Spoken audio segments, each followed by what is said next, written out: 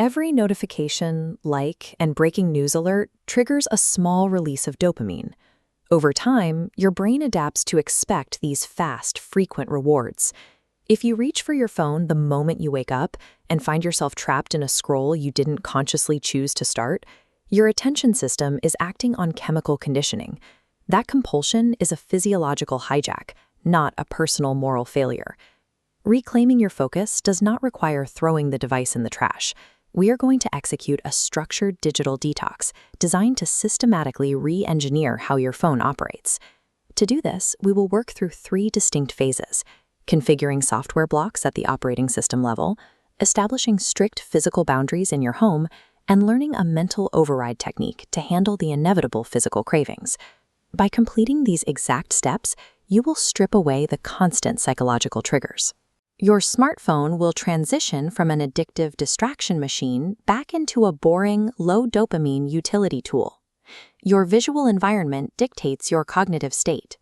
A screen plastered with red badges demands a constant cognitive load, forcing your brain to process unresolved tasks. A clean interface creates visual quiet, leaving the choice of when to engage entirely up to you. Go into your system settings right now. You need to systematically disable all push notifications for non-essential applications. Target social media platforms, news aggregators, and any promotional retail apps.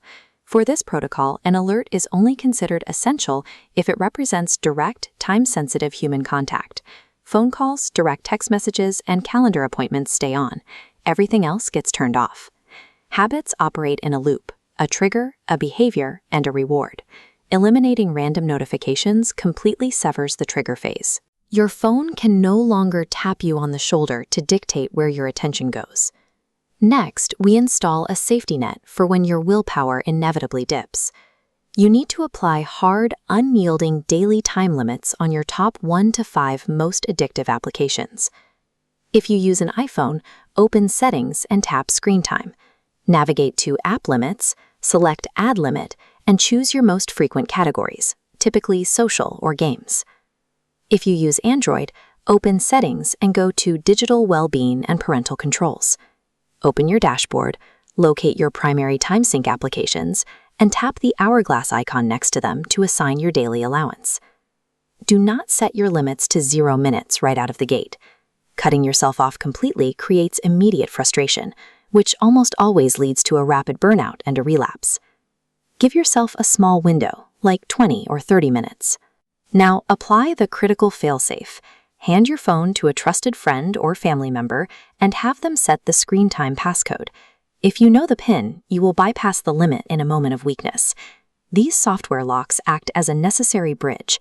They introduce mandatory friction right at the exact moment when your cognitive fatigue is high and your cravings are at their peak. With the software secured, we turn to your physical environment. You must establish a no-phone zone in your home. The bedroom is now an absolute screen-free location.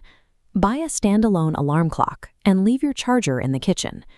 Apply that same boundary to your daily schedule. Screens are strictly prohibited during the first hour after waking up and the last hour before going to sleep. Simply removing the phone will result in paralyzing boredom, and eventually you will go back to the screen. To succeed, you have to follow the rule of replacement. You must explicitly select an analog activity to fill the void you just created.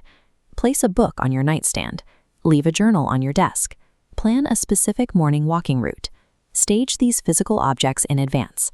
Designing this physical friction actively dismantles the muscle memory of the habit. If the phone isn't within arm's reach, you cannot subconsciously reach for it.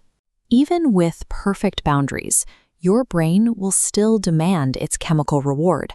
When the physical withdrawal hits, you are going to use a psychological technique called urge surfing to handle the discomfort. Step 1 is vocalization. When you feel the compulsion to check your screen, name it out loud. Say, "I am having a craving to check my phone." Naming the sensation shifts your brain's processing from emotional reaction to logical observation. Step 2 is an active body scan.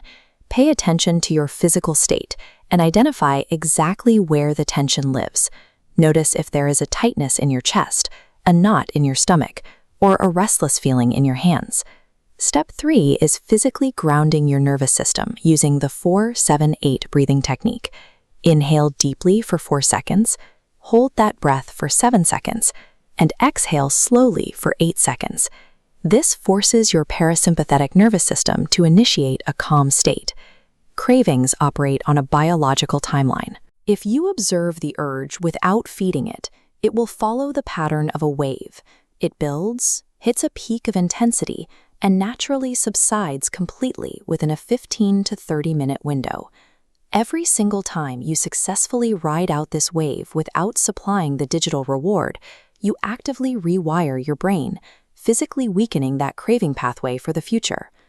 Look at your setup. Your non-essential notifications are silenced, your daily software limits are locked behind a passcode, your physical boundaries are established, and your analog replacements are staged. Over the next 24 to 48 hours, you are going to experience irritability, boredom, and discomfort. Your brain is resetting its baseline, and that friction is the physical sensation of the habit breaking. Expect the spikes in anxiety, and when they arrive, rely on the urge surfing technique. Breathe through the timeline, observe the tension, and let the wave pass.